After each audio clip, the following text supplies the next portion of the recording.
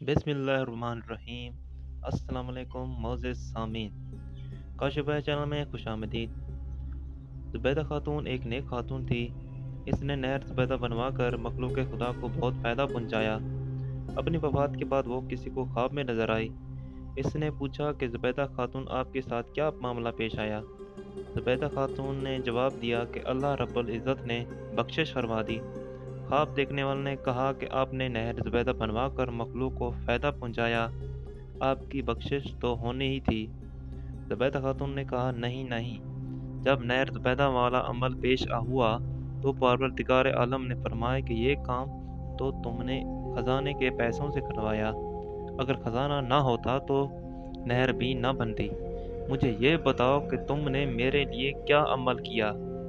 ज़ुबैदा खातून ने कहा कि मैं घबरा गई कि अब क्या बनेगा, मगर अल्लाह रब्बुल इज़्ज़त ने मुझ पर मेहरबानी फरमाई। मुझे कहा गया तुम्हारा एक अमल हमें बहुत पसंद आया।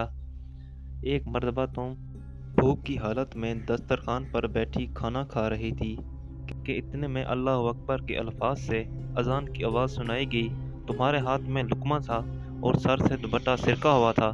तुमने लुकमा को वापस रखा, पहले दुपट्टे को ठीक किया, फिर लुकमा खाया। तुम लुकमा खाने में ताखीर मेरे नाम के अदब की वजह से की। चलो हमने तुम्हारी मगफरत फरमा दी।